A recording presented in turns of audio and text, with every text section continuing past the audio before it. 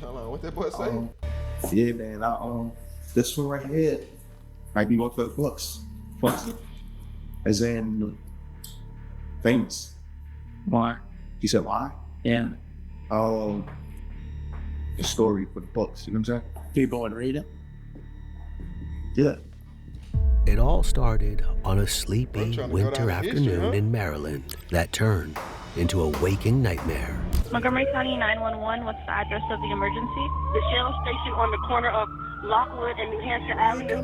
They just got robbed and somebody got shot. I don't know if somebody got shot, but I heard gunshots. The cops rushed to the scene, but they're too late. Let's go up a little bit and then An unknown man has walked into a convenience store, taken out a gun, and fatally shot an employee. It's a seemingly random crime and an apparently isolated incident. That is, until they respond to his address. There, they'll learn something truly disturbing. You don't want to go back there if you don't have to. It's pretty bad. But he told me that he's gonna shoot him. He already told me that. An unprovoked attack and a twist no one could have seen coming. Here on the Decoder, with never-before-seen footage that could be disturbing, let's dive into the story of Tory Moore. For investigators, the story officially began around 3 p.m. on Thursday, December 8th, 2022, at a dash-in convenience store in the White Oak area of Montgomery County, directly across from the towering Enclave apartment complex. Staff can be seen on overhead CCTV going about their usual tasks. Just before 3 p.m., a man enters the store. He browses the shelves for a while as the clerk waits at the counter. He walks up to the counter, clutching a bottle of iced tea. Within seconds, the encounter turns hostile. In full view of the clerk, he cracks it open and takes a sip of the drink.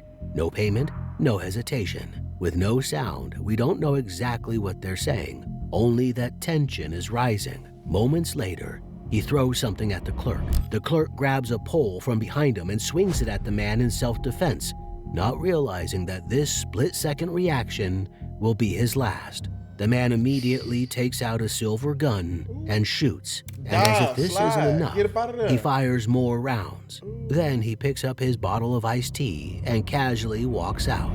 Within moments, multiple people call 911, including frantic staff members and passers-by. Can I give you his description while it's still in my head? Yes, go ahead. He had on khaki pants, a blue shirt with a blue do-rag covering his head, with a gray hat, with a blue hoodie, and then a tan coat. He walked from the gas station over across the street. He's barely breathing, but he's been shot in his chest twice. He's been shot in the heart area. I don't think. Okay, give me one moment, okay? What is your name? The clerk is identified as 61-year-old Ayalu Wandamu. And about how many minutes ago did this happen? As soon as I called you. He was really next in line to her at that gas Is there only station. one person that's shot? There's only one person that's shot. Okay. And the suspect was walking away? He walked away. He walked into the Enclave apartment. That's what they do. They move out here. They come up, work under people, and then they learn everything it is to learn about running a gas station. Then they go open up their own. Across the street, so I don't know where he went from there. Okay, one moment. It's like a whole thing they the do. The person who's bleeding, is there something you can grab, like a towel or something, to put pressure on the wounds? He is dead. So he's beyond help? He is dead. At 3:06 p.m., the first responders arrive. But what they don't know is that this is only the beginning to a case that will lead to another harrowing discovery. Where is he?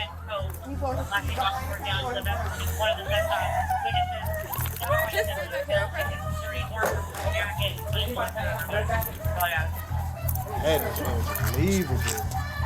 I built my dream life, but I used AI to help me get. This gonna make me be more like, it ain't worth it. I'm gonna start letting people slide a little more off there. I ain't gonna lie. They tried to save Ayalu, but the caller was right. He's beyond help. The cops spread out around the store, talking to the staff and searching for evidence. What is the worker's name? Mine is Makrit. The one that was shot. Is Ayalu. Can you spell it? A-Y? A-Y? Sorry, one more time. 01. All the employees are in a state of shock. Did you guys see anything? They seen everything. Right there. Right, yellow. Yeah. Surveillance person I'm looking at now. Called so many times for this guy. Cops, they don't catch him. They do so many stupid stuff and people die they like this. But the store manager wants to make something clear.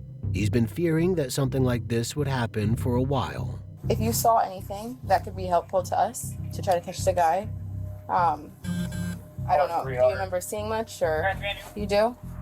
See, I like how they put all the people on. Okay.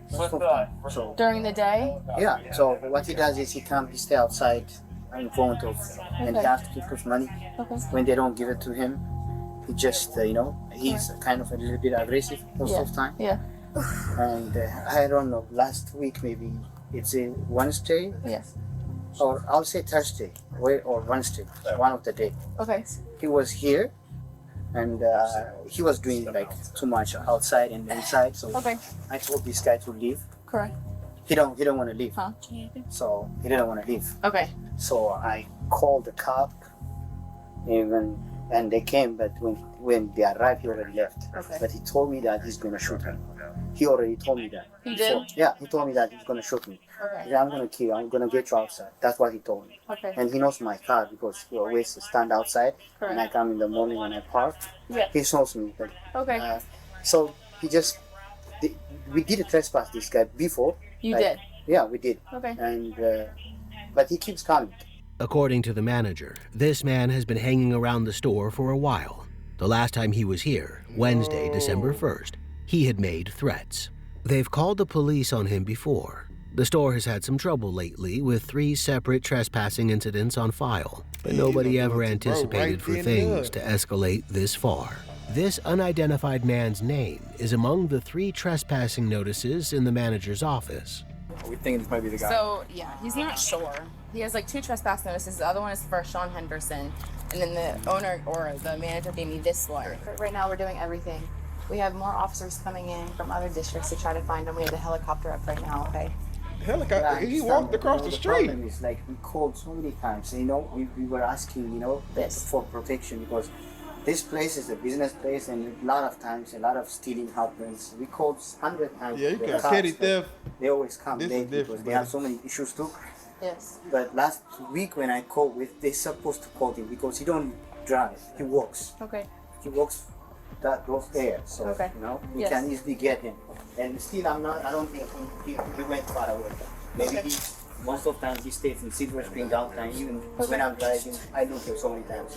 So this guy, he don't drive, he just walks. While it's a promising lead, the unit now has to dig through all 3 profiles to pinpoint their suspect. Time is slipping away, and they know they have to move fast. They enlist the store manager's help in an attempt to identify the suspect quickly. How many times would you say you've seen him? Every day. Every day you see him? Because every day he stays outside and he asks people for money. So there's a lot of footage for him staying outside. Have you ever seen him wearing the clothes he was wearing today? Yes. Yes. Same clothes? What about a week ago? Was he wearing the same clothes or different clothes? Do you remember? I would say it's kind of the same, I would say. Okay.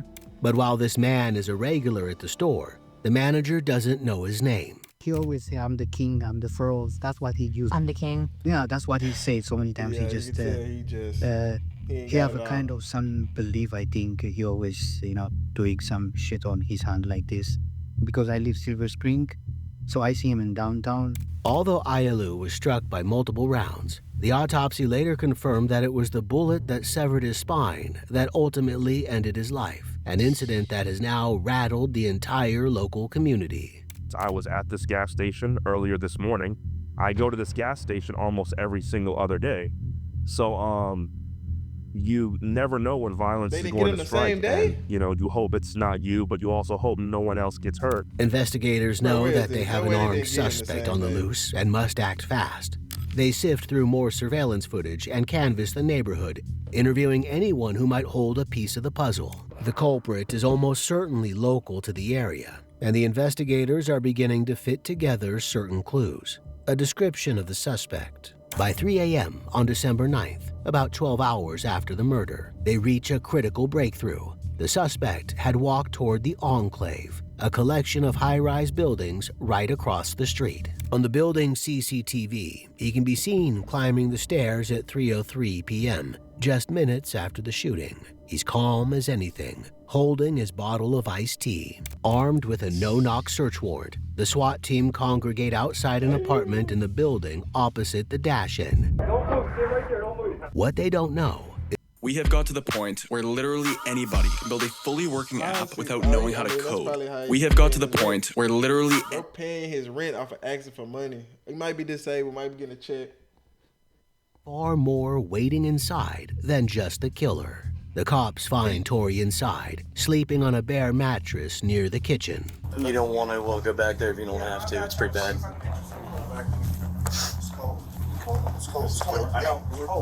Why you want to sit in cold? Alright, we're here.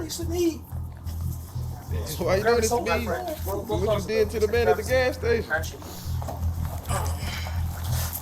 Copy. I'm gonna try and get you some clothes and get you out of here, okay? The place is messy and uncared for, but there's a strange, oppressive smell that sends a shiver down their spines. Mike, you think a female? Yeah, it's a female. Wonder if that was mom. Inside Tory's apartment is a dead body that has reached an advanced stage of decay, making it nearly unrecognizable. Could this be mom? FYI, I'm hot, obviously, but could this be mom? Yeah. Gotta be. That's why he's staying for free. Yeah. No one else was supposed to be in this apartment. Did anyone search him? I have not. To my knowledge, he has not been searched.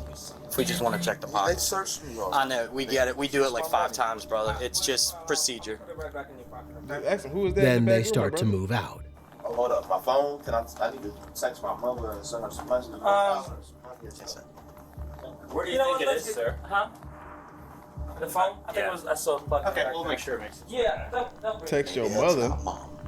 Tory's simple statement shatters the entire theory the unit has been working with. I really thought that was mom. I was shocked when he's like, "Can I text mom?" I mean, I guess. I figured it was his mom. Wow. The leasing office said no one else was supposed to be in here. Just. I mean, would you see her? Would you two agree? I think it looks like a woman. I believe so. Yeah. If this woman isn't his mother, then who is she? Just what a female investigators don't random? yet know is that they're not dealing with just one victim found inside Tory's apartment, but 2. A second search of the apartment the next morning uncovers even more disturbing evidence. We were talking about maybe there's shell casings that have been moved. You want me to empty out these garbage bags? I don't think we ever did. Is a rat in there? Oh yeah, there's mice through here. Just so you guys know. So yes, that is true. Apart from Tory clearly not taking care of his space, investigators determine that he's been living with a dead body for a month or more. They also find multiple weapons in the place, including some spent shell casings and a sword. On December 11th, 2 days after the shooting at the store, a detective sits to interrogate Tory. Hi, sir. How are you, sir? How you doing in here? I don't really know how to explain it, you know? Like, I feel like I'm having deja vu, man. Like, I'll be honest with you, I'm trying to figure out if I'm in the exact same cell I was in last time. Are you by yourself? Yeah. I'm like, yo, it's kind of crazy. The irony of this, like, I'm like, yo, I for some reason, I feel like I'm in the exact same cell from last time. This one right here might be going for the books. As in, famous. Why? You said why? Yeah. So I've been planning on writing a book. Honestly, you know, I just didn't quite get around to it. I actually started. He said I couldn't find the time to do it, bro. You broach it at the store every day. I plan on writing all different types of books, but personally, this right here, I feel like this is definitely, you know what I'm saying, a story for the book. You know what I'm saying? People would read it. They haven't started digging into his crimes yet, but he doesn't seem to feel much remorse. It reminds me of the story, I don't know, it's Al Pacino and Raffinello, right? He tries to explain away his presence at the gas station. The only reason why I stopped was because I was trying to think, do I want to get me a tea or not? This dude, these Ethiopian dudes. He makes out like the staff at the dash-in have a problem with him, a typical defense used to pin the blame on the victim.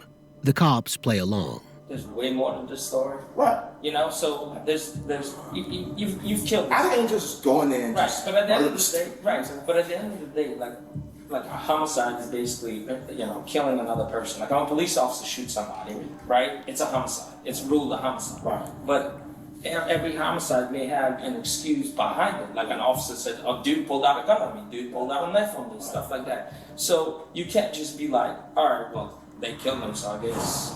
You know, it is what it is. So behind every one of those cases is way more of a story than this. It's all a balancing act. They know Tori killed the clerk in the convenience store, but they don't know why, and they don't yet know how the dead woman fits in. However, they have identified her as 26-year-old Denise Middleton, who was 8.5 months pregnant with Tori's child at the time of her death. It was a boy, and she had planned to name him Ezekiel. Tori tells investigators that Denise was his girlfriend and that he discovered her in that state when he came home one day.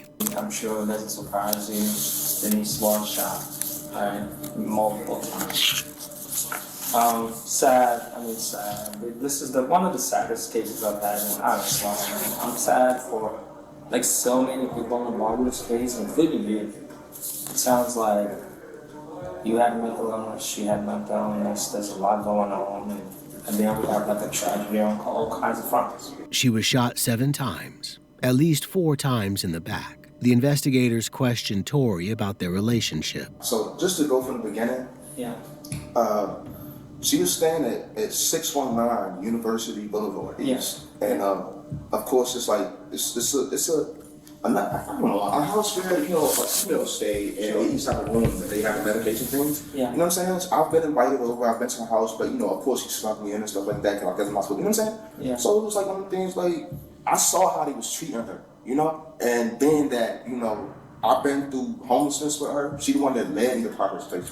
Tori and Denise had both been through homelessness and social assistance programs. But Tori thought that Denise was being exploited by the program she was in. They taking all your money. Sure. You know what I'm saying?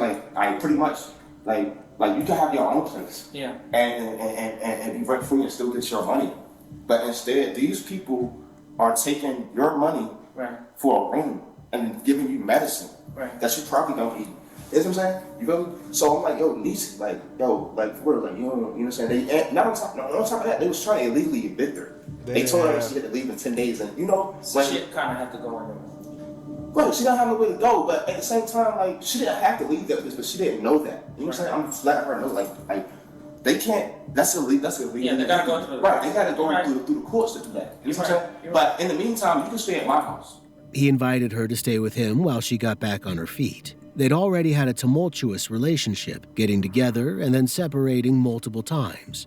But it was different this time. She was pregnant with his child. You know when somebody keep calling you and look at somebody, they want to be with you? So it was just kind of like shaking my soul a little bit, like, yo, like, you know, personally, like, I feel like, you know, you want to come home. Yeah. And, you know, but you're nervous, but I'm the only one that, you know, you got, like, ain't nobody else trying to get her home. Right. Like her pops, her sister, nobody else cares. I know. You know, so it's like, I sent her a bus ticket and an Uber back.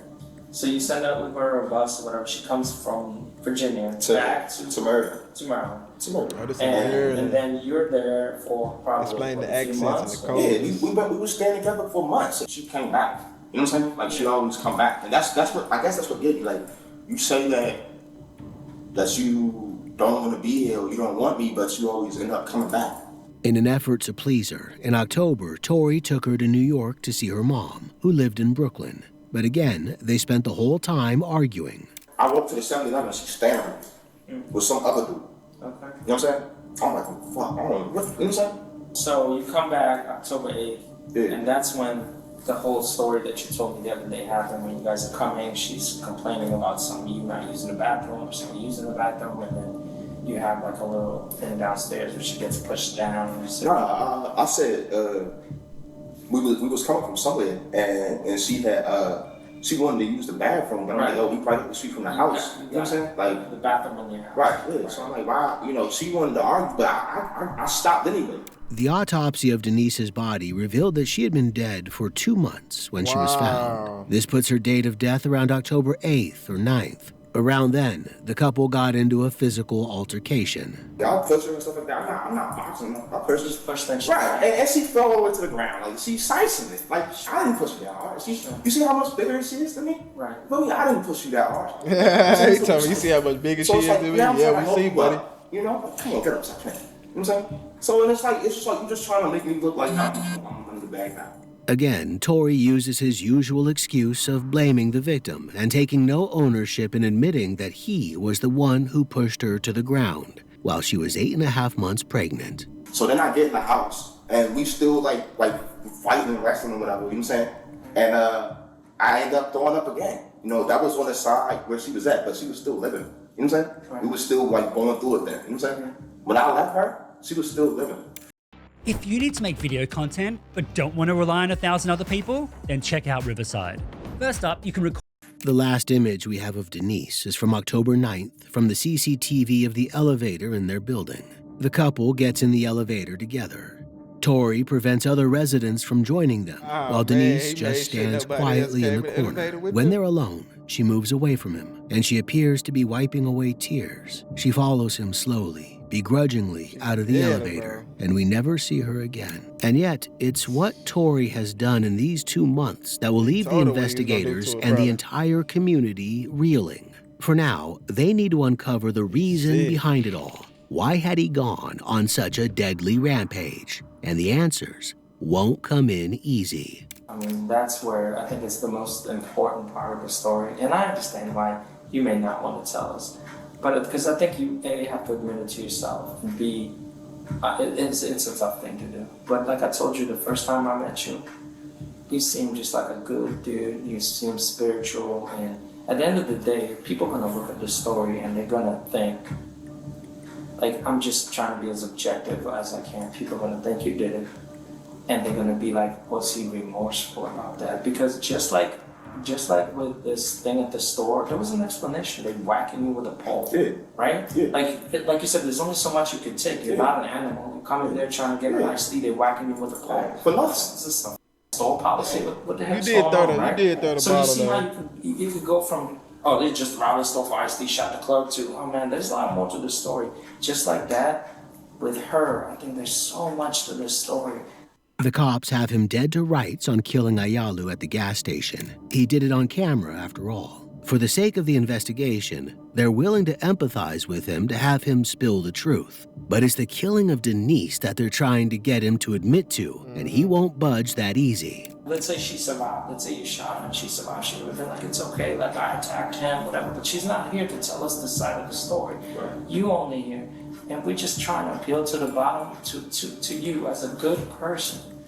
I mean, to be honest with you, I would have wanted her to die or nothing like that. That's not shot her, you know what I'm saying? Of course not. I don't think you meant for any of this to happen. The investigators are intent on building that special rapport. You love her unconditionally. She's pregnant with your baby, for God's sake. Maybe my baby.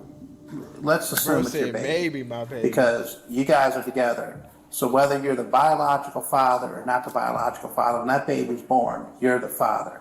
So it takes more to be a father than just a sperm touching an egg, right?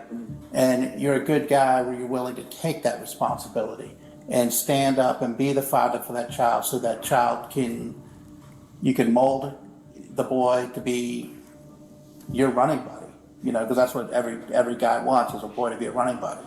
Because the baby was going to be a boy. I know. Okay, let me finish. And when you're in Virginia with her, what does she do? You know, you're taking her on vacation in Virginia to show her places, because that's what good people do for their women. And then, like that, she turns on you for whatever reason and is like, let's go home. They point to the couple's history of arguments as a possible reason for Denise's murder, that maybe Tory just couldn't take it anymore. He snapped. Things, you go to New York, same thing. You're trying to show her a good time, trying to show her the better things in life, because for whatever reason, until meeting you, she wasn't experiencing that. We spoke to her family, and her family was like, you know, you've been mistreated by people, not you, but by like past boyfriends. And her father told me that she kept telling him, okay, I don't know if you met her dad, I met her father.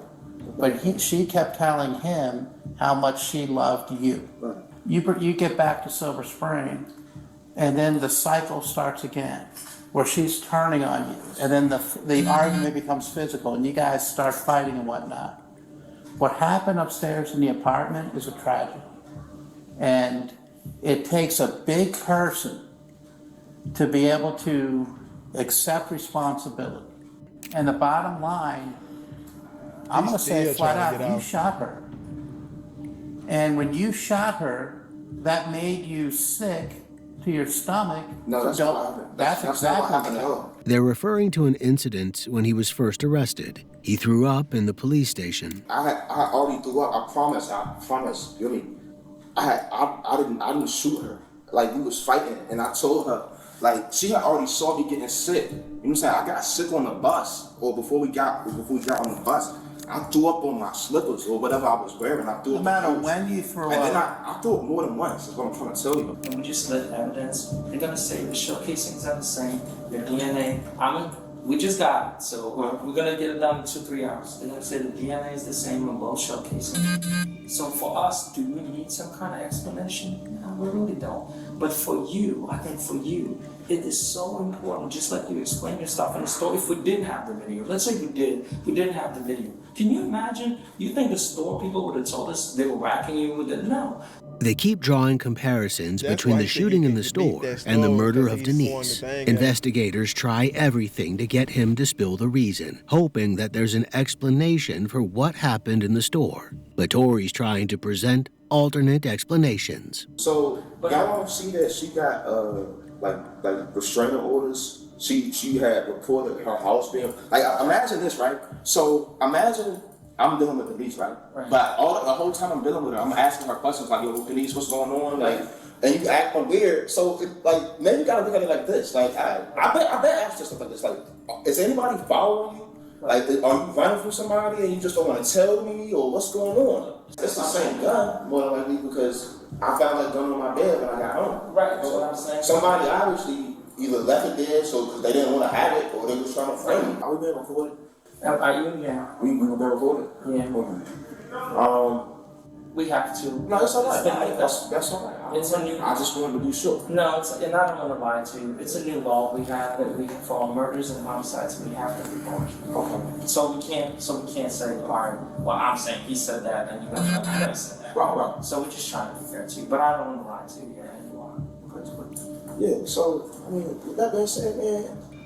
I ain't got nothing else to say. I don't want to sit here and I don't like to give people sob stories because like I said, I'm a man. You know what I'm saying? And I personally, I love it. Please tell us, Mr. Moore. I'm asking you as a person, if something went down between you and her and there's a good explanation for this, just like there's a good explanation at the store, please, Mr. Moore, tell us. It's important. Please, it's important for all of us. It's important for you. It's important for her. It's important for the baby that died, man. It's so important, please. But they've gone a step too far. I think I should wait for a lawyer to inform me what I should do, you know, because I'm not going to let you tell your story. This is your opportunity to tell the story, because I'm telling you, you're going to talk to a lawyer, and the lawyer's going to say, "Mr. Moore, don't you dare talk to the cops." And I'm being honest with you. It sounds like you're asking for a lawyer, but the bottom line is, a lawyer's not going to let you tell your story. And when you go to trial, you're going to sit at a table, and 9 out of 10 times, you're not going to tell your story there. And so your story is going to be some wacky story about you leaving, getting a joint, and coming back when there's a gun on your bed. You and I know that's bullshit. Okay? Why is that bullshit? Because it's bullshit. And I'm being real with you. And you don't call the police, that's bullshit. And you didn't call the police because you did it, and you were waiting in your apartment because you were like, shit, somebody's going to call the police. That's not why. I didn't call the police. I didn't call the police was because I'm not supposed to leave anybody in my house when I'm gone. As a state, you know what I'm saying, as a rules to my program. Nobody's supposed to be in my home so that's, while I'm late.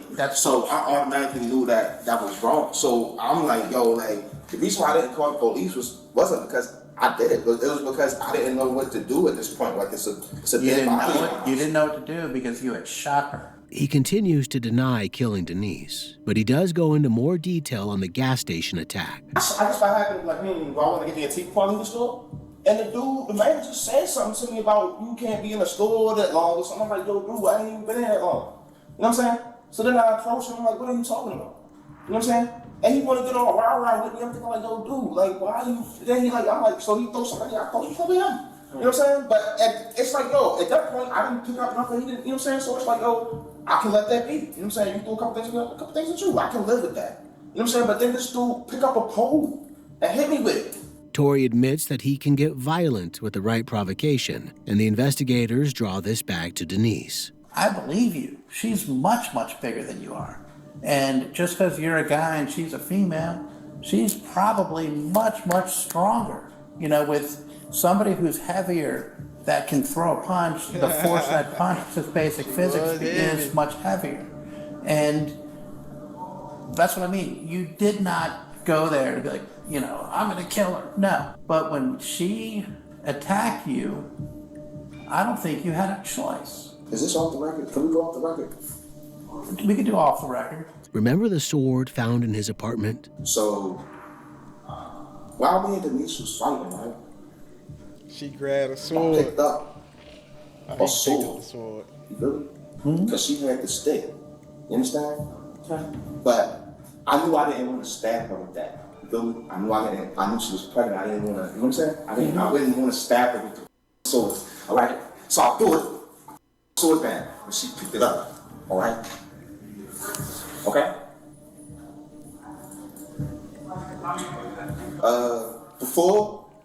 Before that particularly occurred, she by happened to slip up and say, what was going down here tonight? You understand what I'm saying? Mm-hmm. Now it's not just fists involved in their fight, but blades. That the part I didn't tell you. You understand? So did you shoot her?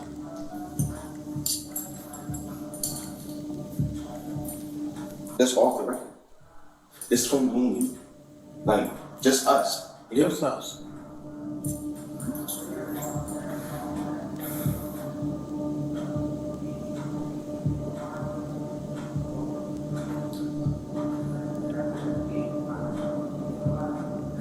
It's off the record. If we say it's off the record, that means, and then go to court, and that means that's the entrapment.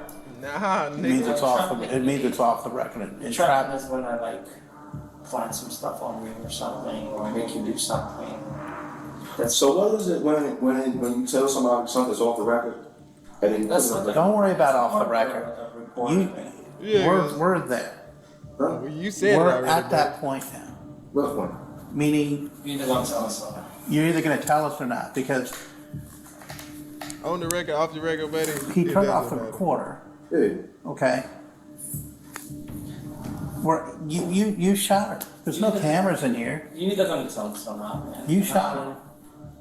If you're going to tell us, just tell us the rest of the story, man. Torrey has just opened the door, admitting that he hasn't told the cops everything for fear of the consequences. Do you give up the sword, she ends up with the sword? Did she try to stab you with it or what? Did she actually stab you? Do you have any marks on you? But that's why you had to shoot her, because she had the sword. Is that what you're telling us without telling us? What ended up happening was when I got on the bed, they got a story. I don't think she hit me, and I don't think I hit her. But it was like one of them things, like we was, you know, it's like she probably would have hit me, and I just really want to relieve her of these fucking weapons. You know what I'm saying? Like, no. How many times did you shoot her? Huh? How many times did you shoot her? Did I ever say I shot her? Yeah, I did. Or did I just say? He thinks that his physical confirmation, rather than saying it out loud, gives him plausible deniability, but the cops don't see it that way. She said one of us gonna die in here tonight. That's what you know what I'm saying? That's what she said. That's one of us gonna die in here tonight. And I think at that point, it's like, you know, like, you scared my whole life. You just rescued me. You know what I'm saying? You just, you just let me know that you don't mind killing me. It's not an outright confession, but it's close enough. Did I help y'all 100%? You know? Yeah, I mean, I gave y'all, I did, the best I could, without pretty much like telling on me. We just want to make it, the truth, right? Did I do that for y'all? That's all we want. Did I do that for you? Huh? Did I do that for you? I hope so.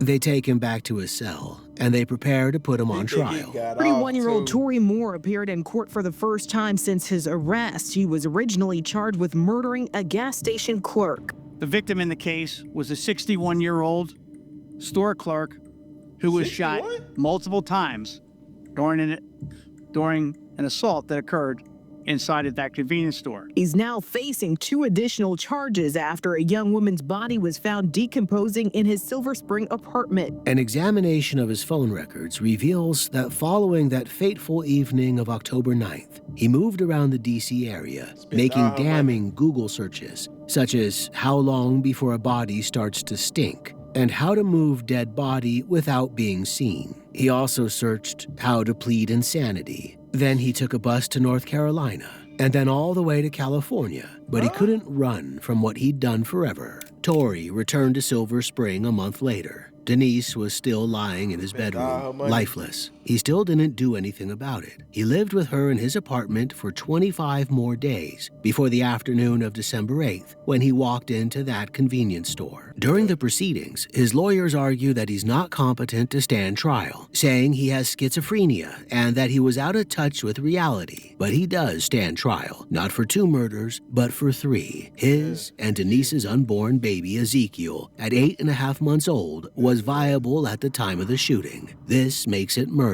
In May 2024, Ayalu Wandimu's family gets justice. A jury has found him guilty of murdering a gas station clerk. And in November, he's convicted of the murder of Denise and her baby. It's the first conviction of the murder of an unborn child in Montgomery County. In just the last hour, Tory Moore was sentenced. Tory did not speak in his defense at his trials, nor did he speak at his sentencing hearings. His victims' families will be forever without an explanation, including this relative of Denise. And rest in peace, Denise, Ezekiel. We got your back. We're gonna be missed. Did you want to hear anything today? Did I what? From Mr. Moore, did you want to hear something from him today? Well, a good explanation would have been good, yeah. I would have liked to hear him why. Tory will not be eligible for parole until he is 90 years old. If you or someone you know is experiencing abuse,